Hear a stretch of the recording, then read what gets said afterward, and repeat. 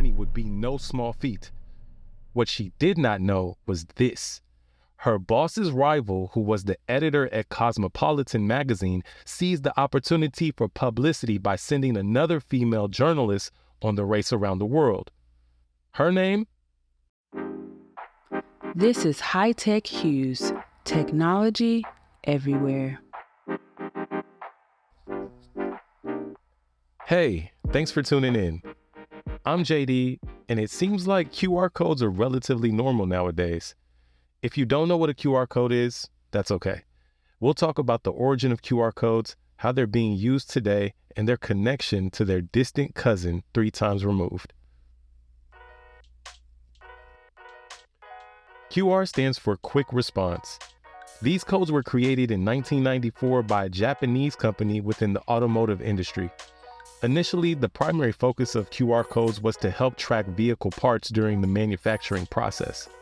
Over time, they became popular in various industries and fields such as marketing and advertising. Unlike traditional barcodes, QR codes are two-dimensional barcodes that can be scanned with a smartphone.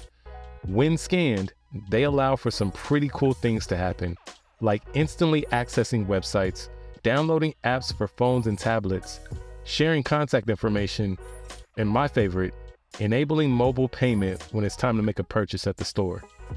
Now, their cousin may have gained even more popularity over a certain course of time, which was long before the '94 Mitsubishi FTO was built. Put on your scholarly caps or your favorite snapback, and let's go back to 1889, a time where Jules Verne's novel Around the World in 80 Days was quite the popular book in the United States. Nellie Bly was a journalist for the New York World newspaper. Upon her own volition, she decided to embark on a journey across the entire globe in less than 80 days, all to break a fictional record. Nellie departed New Jersey November 14, 1889, knowing her journey would be no small feat. What she did not know was this. Her boss's rival, who was the editor at Cosmopolitan magazine, seized the opportunity for publicity by sending another female journalist on the race around the world.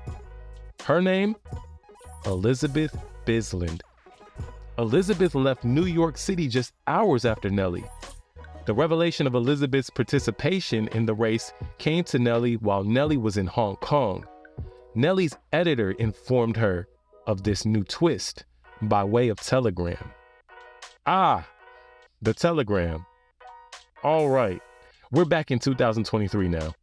During the mid-1800s through the mid-1900s, telegrams were used to communicate information over long distances.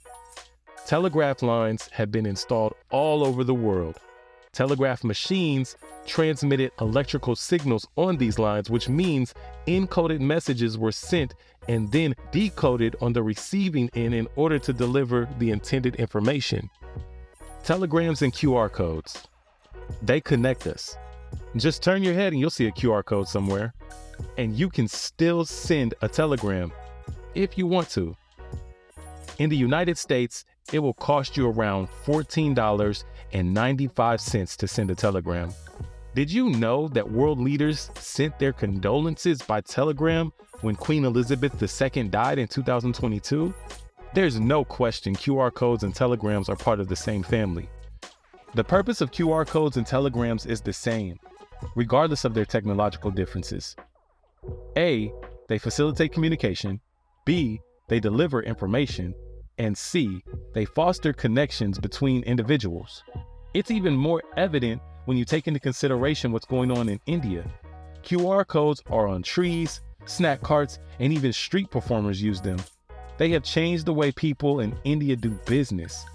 They allow people to make instant payments using their phones, and it's made life easier. What I've described is part of a system the Indian Prime Minister calls digital public infrastructure. With this system, people in India can do things like open bank accounts, pay for things, and even get help from the government more easily. Because of QR codes, the 2022 value of digital transactions in India was even higher than in countries like the United States and France.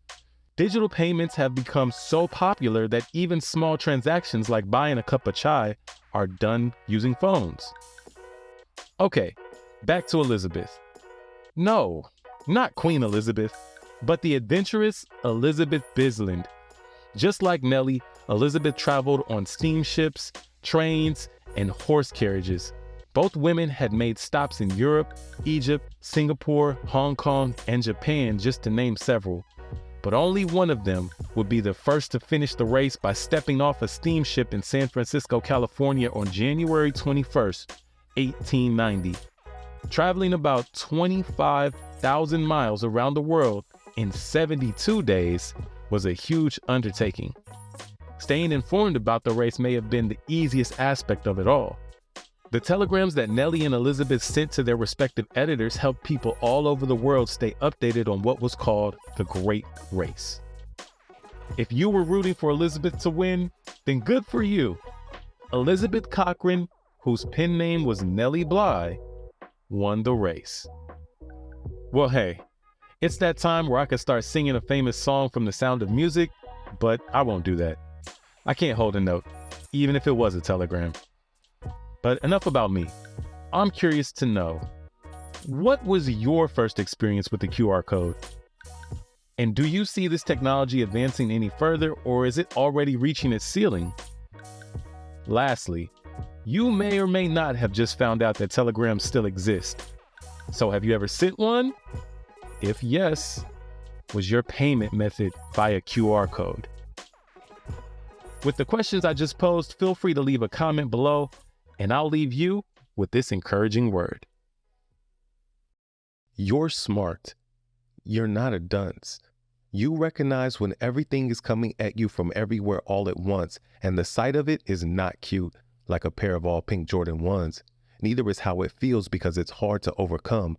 But keep fighting, because you're not done. Remember those who helped you along the way? They're cheering you on. I got no time to debate. I put my reps in like every day. I keep it moving, I don't like the way. I just keep adding these wins to the plate. I ain't worried about a setback. With a loss, I'ma get back. Going up on a jetpack. All the haters, you can sit back. You can't hold me back.